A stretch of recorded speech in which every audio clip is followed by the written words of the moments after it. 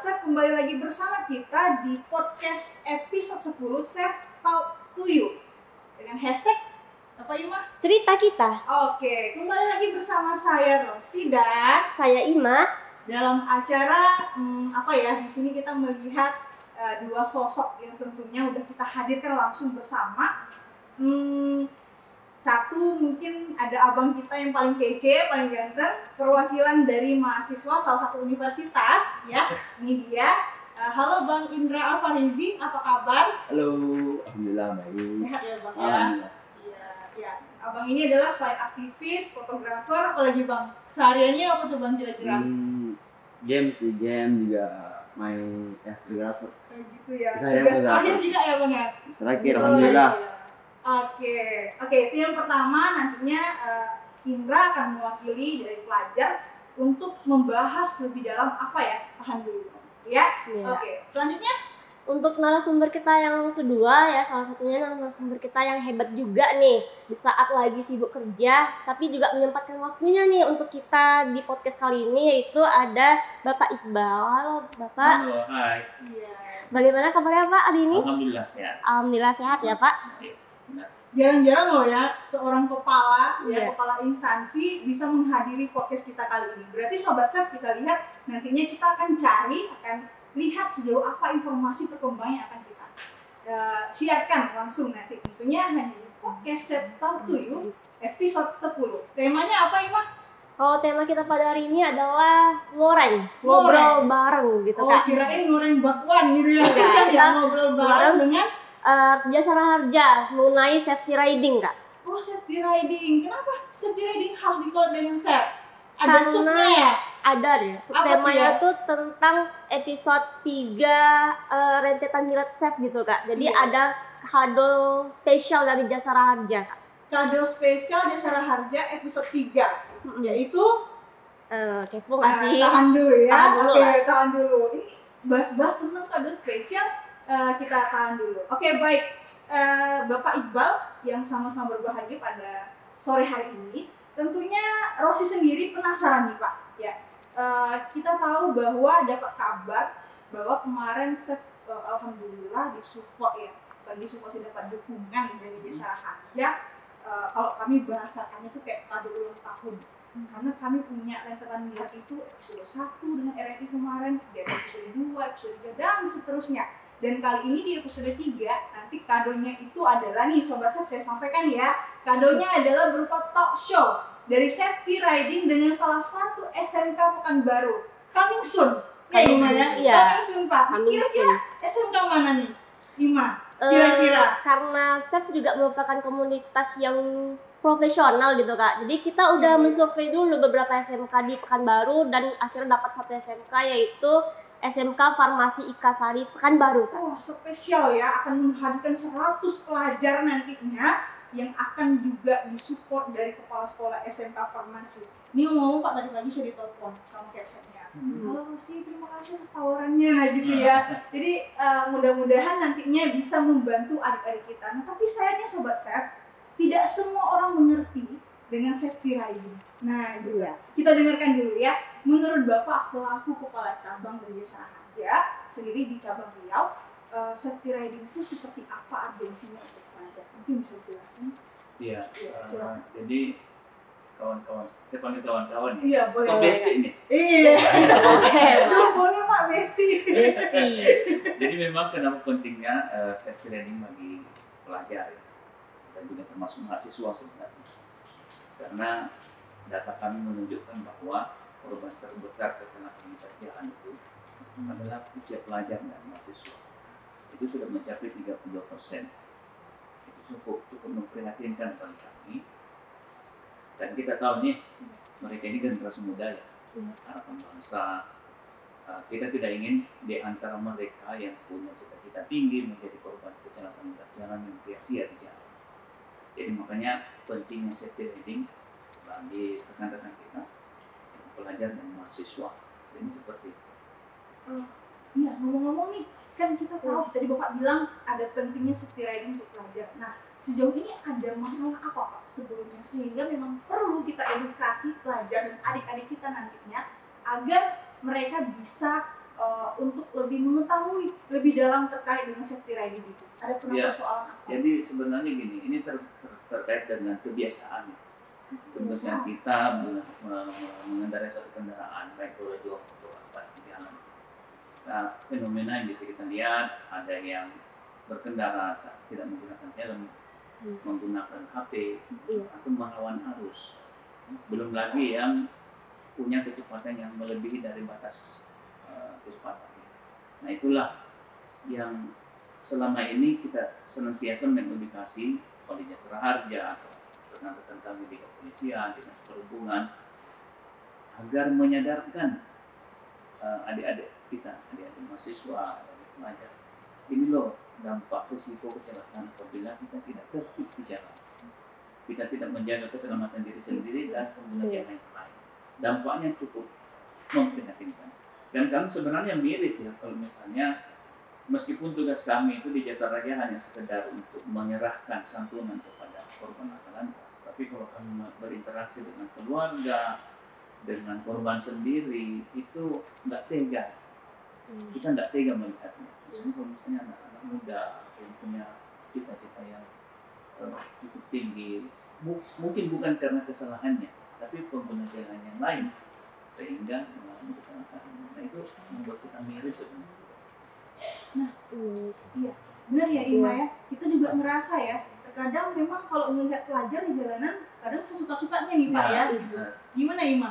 Ya, kalau tadi itu kan Kak, Pak Iqbal udah jelasin nih safety riding itu kenapa bisa terjadi, kenapa perlu gitu kan Kak. Jadi mau menanyakan nih kepada Bang Indra selaku mahasiswa nih, apakah sudah menerapkan safety riding tersebut atau jangan-jangan Bang Indra juga satset terus nerobos lampu merah gitu? Mungkin bisa dijelaskan Bang. Mungkin kalau untuk saya pribadi itu udah ngelakuin standarisasi untuk safety riding kayak memakai helm, bawa SIM, STNK kendaraan. Mungkin ada sesekali kita menggunakan handphone, tapi dengan alhamdulillahnya sadar dan minggir dulu, kabarin aku lagi jalan, ntar kabarin lagi. Nah, mungkin bisa ada sesekali Pak juga, bisa sekali menggunakan handphone, tapi sadar minggir dulu, dikabarin dulu, nanti aku lagi jalan nih, gitu. Ada. Berarti masih ada sedikit toleransi lah dari Bang Indra sendiri ya untuk minggir dulu baru main HP. Berarti punya kesadaran dong. Pokoknya seperti yang Bapak tadi, sobat surf sekalian, ketika kita menjadi pengendara jalan, kita harus punya kesadaran yang lebih tinggi. Kenapa? Karena tingginya juga angka kecelakaan yang terkadang itu bukan sebuah kebetulan ya, tapi juga karena bisa jadi Pak ya, bisa jadi karena pula dari kayak kebut-kebutan dan sejenisnya, seperti itu sobat surf sekalian. Nah, menurut Indah sendiri pernah nggak sih ya kena kejadian misalnya kayak kecelakaan atau mungkin mohon maaf kata nih Bang, misalnya Bang melantak orang atau misalnya yang dibilang Kak tadi mungkin kayak melawan arus, pernah kejadian, boleh jujur aja deh nggak apa-apa, nggak kena kok sama Bapak. Nggak akan kena. Pengalamannya gimana gitu? Kalau untuk kecelakaan saya bisa dibilang sih sering sih, bukan sering juga, ada dua kali itu parah, 3 kali 4 kalinya ringan. Jadi kan terbilang sering, tapi kebanyakan itu nggak disebabkan oleh saya sendiri. Itu disebabkan kayak tiba-tiba di mobil depannya itu rem dadak, terus tiba-tiba dia itu belok tanpa membayar kusen. Nah, saya di belakang itu kaget. Ya, benar. Daripada saya mencelakakan orang lain, lebih baik saya itu sendiri. Tapi kesadaran dari pengguna yang di depan saya itu nggak ada. Dia ngelihat saya tuh, jatuh. Dia langsung beri aja. Nah, ya udah, saya belakang aja. Ya, udah deh, itu mungkin nanti balasnya bisa ada. Tapi ada juga yang disebabkan oleh saya sendiri. Nah, itu juga kemarin ngejar waktu agak ngebut sih, 80-60an kecelakaan di depan pagi sore. Ada kecelakaan itu kan jalannya agak menurun Pak, gitu. Kaget, nggak selip ban depannya, jadi jatuh. Untungnya nggak ada kendaraan lain di depannya dan nggak ada kendaraan lain bareng saya, itu sendiri. Nah, sobat chef yang perlu ditiru itu kejujurannya. Iya. Tapi kalau masalah isi kejujurannya, Tidak teman-teman usah. apalagi pelajar nggak boleh niru gitu ya, karena mencuri waktu terus ngebut-ngebutan gitu, itu kayaknya sebuah hal yang tidak boleh ya Pak ya dilakukan. Nah ini makanya nanti Jasa Raharja akan hadir ya, coming soon untuk para pelajar, bagaimana meningkatkan kesadaran pelajar. Nah seperti itu, Ima ya. Iya, Selanjutnya Kak. apa nih? Selanjutnya mungkin tentang ke Pak Iqbal deh, mulai dari ini Kak. Oke Pak. Kan ini Bapak kan Jasa Raharja tuh udah sering nih kerjasama bersama dengan chef gitu ya. Menurut Bapak apa yang harus sebuah komunitas di Pekanbaru lakukan gitu untuk membantu Jasa Raharja dalam apa ya, memperpanjang tangan lah antara Jasa Raharja dengan pelajar, dengan masyarakat tentang info safety riding tersebut gitu. Iya, jadi gini, kami menyadari bahwa Jasa Raharja itu tidak bisa bekerja sendiri. Ya, jadi semua komponen masyarakat kita ajak untuk berkolaborasi, bersinergi dalam rangka menekan angka kecelakaan jalan. Karena lebih poinnya lagi bahwa kalau misalnya ada komunitas pemuda yang punya kepedulian yang cukup bagus terkait dengan keselamatan lintas, saya itu menjemput. Kenapa? Pemuda kan saat ini mungkin lebih kepada sifat yang pesta-pesta misalnya, yang Korea-Koreaan, ya. Maksudnya gini, itu tidak kami tidak pungkiri, karena itu keadaan zaman. Makanya saya bilang kalau misalnya ada komunitas pemuda yang mau mempelopori kegiatan safety riding, itu saya menjemput, karena sangat jarang yang perhatian terhadap seperti itu. Kalau safe bisa menjadi salah satu motor penggerak safety riding, kami bersyukur. Kami pun mengajak komunitas-komunitas udah 2, udah 4, malah sampai kepada kami pernah kerjasama dengan salah satu produsen kendaraan bermotor untuk kampanye. Karena keselamatan lalu lintas itu bukan tanggung jawab kepolisian, bukan hanya ya tanggung jawab kepolisian, bukan hanya tanggung jawab dinas perhubungan, Jasa Raharja atau yang lainnya, tetapi semua orang pengguna jalan. Nah, kami tinggal menunggu siapa nih yang peduli. Ya kan? Selain kami ini yang buat tadi itu, siapa nih yang peduli? Nah, yang peduli ini kami mau ajak supaya bisa menelurkan, bisa menurunkan info-info itu. Minimal ke diri kita dulu, ke diri, keluarga, teman-teman. Nah, jadi poinnya sobat chef kepedulian tadi. Jadi tidak bisa safety riding itu di-mindsetkan bahwa itu tugasnya dari Jasa Raharja, ya kan, seperti itu. Jadi masyarakat ya Pak ya terutama harus juga mengetahui apa yang menjadi aturan dalam berkendara. Nah seperti itu. Sepertinya itu bukan sebuah yang harus diedukasi semacam diadakan seminar, tapi memang tingginya edukasi tanpa kesadaran tidak bisa. Iya, itu yang kita ingin kita buka, kesadaran masyarakat, kesadaran semua pengguna jalan. Ayo jangan menjadi korban kecelakaan jalan, karena di jalan itu bukan hanya diri kita kan, ada orang lain, ada pengguna jalan, yang lainnya pejalan kaki dan seperti itu. Jadi seperti itu sobat chef. Nah dari Indra sendiri, kira-kira dari penjelasan Bapak tadi, nah Indra melihat seperti apa ketika memang sejauh ini yang Indra gambarkan di dalam misi Indra, Jasa Raharja udah punya banyak kampanye ya, sobat chef sekalian, di media sosial ya Pak ya, bahkan udah punya inovasi-inovasi baru untuk pelajar sendiri. Nah, menurut Indra, apakah dengan penerapan itu udah masuk nggak ya? Indra sebagai pelajar tersampaikan nggak sih pesan kampanye untuk safety riding itu sendiri? Terlepas dari Indra peduli atau tidak? Kalau menurut Indra sih ya, kampanye yang disampaikan Jasa Raharja itu seharusnya nyampai, karena dengan media sosial seharusnya nyampai. Karena apa? Kami ini generasi milenial ini nggak pernah jauh dari handphone namanya. Jasa Raharja udah betul menerapkan bagaimana kampanye, bagaimana safety riding itu melalui media sosial. Tapi nggak untuk kemungkinan juga untuk Jasa Raharja berarti yang Bapak bilang tadi, bekerjasama dengan komunitas-komunitas untuk menyampaikan safety riding secara langsung. Ya. Karena kalau di handphone terus nggak ada prakteknya di lapangan, mereka juga nanti nggak akan sadar juga. Terlebih lagi nanti pelajar-pelajar SMA, SMK, apalagi nanti anak-anak SMP yang baru-baru mau belajar motor. Dan nggak untuk mungkin juga safety riding itu di kalangan mahasiswa. Iya. Kadang mahasiswa ini mereka merasa udah besar, mereka merasa udah jago di jalanan, nggak perlu lagi lah safety riding. Sebenarnya perlu penyuluhan seperti itu, bagaimana di lampu merah, di garisnya gitu. Sadar seperti itu harusnya diingatkan lagi dengan adanya tadi penyuluhan dari perusahaan. Jadi kelihatan ya sobat chat ada koherensi. Jadi sinkron. Sebenarnya ketika sudah dibuat program oleh pihak jasa harja, jadi mau tidak mau pelajar bisa untuk peduli ataupun sadar dengan hal itu. Nah, kita lanjut ya, Ima. Kira-kira gini. Kemarin Pak, kami ada nyebarin kayak semacam kuesioner seni.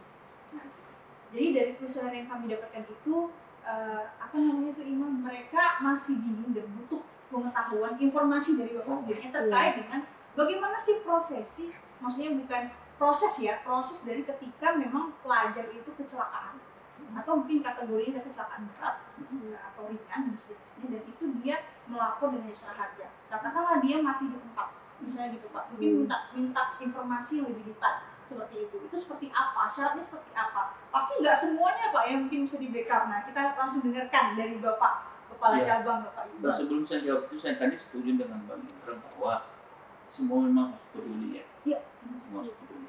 Tidak bisa kita hanya ikut tanggung jawab si A, si B, instansi ini. Enggak semua. Nah, terkait dengan pertanyaan tadi, jasa harja ini kan badan usaha milik negara yang diberi amanah untuk melaksanakan dua program perlindungan asuransi, Undang-Undang 33 tahun 64 tentang perlindungan asuransi angkutan penumpang umum, darat, laut maupun udara, dan Undang-Undang 34 tentang kecelakaan kerja. Yang terbesar itu adalah kecelakaan kerja yang ada. Proses bagaimana pengajuan klaim atau mendapatkan santunan dari jasa harja sebenarnya sangat simpel. Pertama, laporkan kasus kecelakaan kepada pihak yang wajib dalam hal ini profesionalitas. Berikutnya jasa raja yang bekerja. Itu aja sebenarnya. Jasa raja lah yang akan bekerja. Mbak, nanti kalau misalnya sempat lihat di front office kami, setiap hari itu kami memproses sampai 20-30 berkas klaim, tapi nggak ada orang di depan. Gitu Pak? Iya, Pak. Nggak ada klaiman yang datang ke kantor. Pertama, kami ada mobile service yang tugasnya adalah membantu keluarga korban maupun korban yang mendapatkan perawatan dari rumah sakit untuk diberikan penjaminan atau membantu proses penyerahan santunannya. Nah, kedua, kami bekerja sama dengan rumah sakit. Jadi setiap korban laka lantas yang masuk di rumah sakit terjamin oleh Undang-Undang 34 dan 4, kami menerbitkan surat jaminan. Oh, ini loh kami jaminkan. Kami pun bekerja sama dengan pihak kepolisian untuk data laka lantas. Begitu teman-teman lalu lintas mengikuti data mereka di SMS-nya, itu ternotifikasi ke kami. Jadi kecepatan pelayanan kita itu terbangun berkat sinergi. Ya, kolaborasi dengan pemangku kepentingan lalu lintas, rumah sakit, BPJS Kesehatan, maka malah kami menggandeng BRI, Dukcapil. Ini semua untuk percepatan pelayanan. Jadi kalau misalnya dilaporkan aja kasus kecelakaannya, berikutnya jangan ada. Nah, jadi begitu sobat sekalian. Jadi laporkan. Nah, gitu ya Pak ya bahasanya. Yang penting dia terdata di catatan kepolisian. Benar. Nah, seperti itu secara resmi. Pak, ini proses ini penasaran, walaupun itu terlepas dari itu salah diri dia sendiri atau korban gitu ya, itu urusan nanti gitu Pak. Itu gimana? Iya, jadi kan begini. Untuk kasus kecelakaan lintas jalan di darat gitu ya. BPJS Kesehatan juga sebenarnya membutuhkan laporan polisi ya. Kalau dia peserta BPJS, meskipun kecelakaan terjadi. Dasarnya kan tidak menjamin kecelakaan sendiri. Kalau tabrakan dua kendaraan atau pejalan kaki ditabrak oleh kendaraan bermotor, nah pejalan kakinya ini yang kita jamin. Pengendara motornya enggak. Tapi kalau misalnya dua-dua mengalami kecelakaan, sisi sini kita jamin, sisi sini. Kenapa? Pertanyaannya kenapa? Sanksi jasa raja, Polri dan Bapenda punya tanggung jawab, punya penerimaan masing-masing. Itu namanya sumbangan wajib dana kecelakaan berjalan. Teman-teman bisa mengecek di STNK-nya sumbangan wajib dana kecelakaan berjalan. Nah itu untuk kami collect, kami olah untuk kita kembalikan ke perusahaan. Jadi udah ada tujuannya nih Sobat Chef. Nah seperti itu ya, tujuannya sudah jelas dan ternyata itu dia tadi gunanya untuk pembayaran pajak tadi Pak ya, dari masyarakat kembali lagi ke masyarakat. Nah itu edukasinya sangat penting. Lanjut Iman. Nah, kalau tadi kan kita udah bahas tentang safety riding-nya tadi nih Kak. Ya. Kita agak bergeser ke pembahasan tentang Milad Chef yang katanya kan Jasa Raja mau kasih kado spesial gitu kan. Safety riding ya. Iya. Safety riding kado spesial. Iya. Nah, lalu Jadi kan tanggal 15 chefnya tuh ulang tahun gitu kan Pak. Jadi saya ingin menanyakan bagaimana nih tanggapan dari Bapak selaku Ketua Cabang Riau nih Jasa Raja tentang kegiatan yang akan dilakukan oleh chef tentang safety riding tadi itu Pak. Nah, Mungkin ya, seperti yang saya sampaikan tadi ya, bahwa kami sangat antusias atau sangat bersyukur kalau ada generasi muda yang perhatian terkait dengan safety riding. Insya Allah kami akan support kegiatan itu, apalagi nanti kita akan melakukan kegiatan itu di depan adik-adik kita akan pelajarkan. Kita menyadarkan mereka bahwa pentingnya menjaga keselamatan diri sendiri dulu, menggunakan helm standar, kan? Mentaati rambu lalu lintas. Kalau misalnya di bawah penyangkut merah ya berhenti. Itu kan paling hanya 1 menit ya. iya. Iya kan? Iya. 60 detik kan?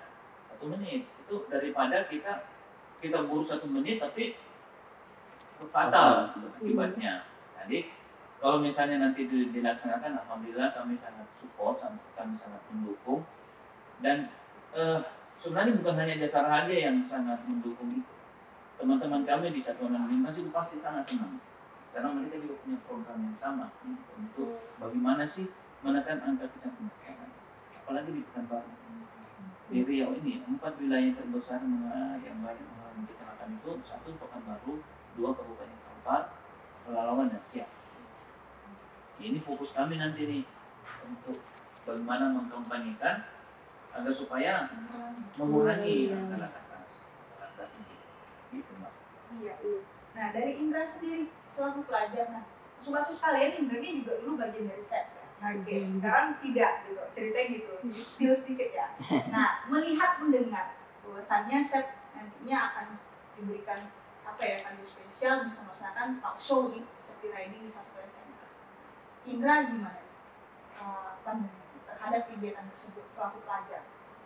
Kalau pandangan sebagai Indra sendiri ya sangat mendukung dong. Gimana caranya biar di jalannya itu nggak banyak lagi yang melanggar, nggak banyak lagi yang ya kalau bisa tekanlah angka kecelakaan itu dengan memberi kesadaran sejak dini untuk adik-adik kawan-kawan kita di sekolahan dengan cara ya dibilang apa tadi di penyuluhan, ada untuk bagaimana cara berkendara baik, bagaimana apa ada atribut-atribut yang digunakan untuk jalan itu seperti helm TNI dan membawa SNK, membawa surat kendaraan dan membawa surat izin mengemudi tentunya. Nah, kalau menurut pribadi ya sangat mendukung kegiatan yang dilakukan oleh chef dan pesanan juga. Oh, mendukung ya? Sangat mendukung. Nah, ini boleh jujur-jujuran nggak ya? Siap. Kalau ketika misalnya nanti talkshow diadakan, ternyata nih kalau pelajar nih bahasa talkshow itu kadang membosankan, menjenuhkan. Padahal Bapak udah bilang bahwasanya angka tertinggi Riau itu termasuk ya Pak ya, angka tertinggi dalam kecelakaan. Nah, dari Indra sendiri, kira-kira kalau lihat talkshow nantinya misalnya ya tidak menutup kemungkinan di universitas gitu ya, walaupun nanti kita akan sebenarnya di sekolah dulu gitu. Bosan nggak sih dengan talkshow gitu? Padahal urgensinya sangat penting sekali menurut Rosi gitu. Kalau menurut saya sih kenapa sih nggak mau meluangkan waktu sekitar setengah jam atau 40 menit untuk informasi yang sangat berguna. Contohnya apa? Tadi itu ada Bapak menjelaskan bagaimana bagaimana cara mengklaim santunan tadi. Dan bagaimana kedepannya nanti ada cara tadi kayak membuat di platform digital itu di Instagram dipromosikan atau di penyuluhan. Iya, kayak tagline. Tagline. Pernah nggak sih dengar tagline Jasara Harja ya gitu? Nah, Kira-kira pernah nggak ya gitu? Atau Nima bisa jelaskan gitu ya? Tagline-nya apa yang membuat kita tuh memang harus punya kepedulian dengan safety riding? Indra, pikiran aja dulu. Nah, kita lanjut nih ya. Nah, ini teman-teman sekalian, ternyata memang safety riding ini penting ya, karena nggak akan ada, tak akan bisa dilakukan oleh instansi manapun kalau sekiranya dari pihak pelajar ataupun masyarakat pastinya tak peduli alias acuh tak acuh ya dengan hal demikian. Nanti kalau giliran udah kecelakaan nih Pak, nanti protesnya udah kemana-mana. Yang salah sianu. Padahal setelah di cross and check sama dinas terkait gitu ya, ternyata kesalahan sendiri. Apa karena tidak ada PSNI atau mungkin kepalanya sampai gitu nggak pakai helm, kita nggak tahu Pak ya. Padahal itu kejadian Pak ya. Nah seperti itu. Menurut Bapak apa sih Pak harapan? Nah harapan yang ingin Bapak harapkan ketika nantinya mengadakan safety riding di tingkat pelajar, mungkin Jasara Harja sering ya melakukan ini, mungkin fokusnya kita dengan acara yang akan kita adakan nanti. Apa harapan Bapak baik dari sisi gurunya, nantinya dari sekolah, dari sisi pelajar yang menggunakan kendaraan roda 2 dan masyarakat? Nah, yang pertama mungkin menyambung pertanyaan tadi ya, mungkin kemasannya aja yang kita perbaiki sesuai dengan kekinian keinginan masa adik-adik kita kan. Kalau misalnya kita melaksanakan sosialisasi seperti di depan orang yang sudah dewasa, di depan audiens yang kantor gitu, itu sudah memang lumrah ya. Tapi tidak boleh suasana itu dibawa ke depan pelajar. Itu harus bagaimana interaktif, bagaimana bisa membangkitkan semangat mereka. Kedua, harapan saya gini, mulai sebenarnya dari keluarga. Mulai dari keluarga. Tidak akan mungkin. Dulu ada cerita gini, saya pernah membaca buku. Ada seorang pemuda yang ingin merubah dunia. Dia bilang, saya akan merubah dunia, saya akan menjadi gini, mau merubah dunia yang seperti ini. Seiring perjalanan waktu, di usia tertentu, dunia belum berubah. Ekspektasinya dia turunkan. Ya kan? Kalau begitu, saya tidak usahlah ubah dunia, ubah negara saya.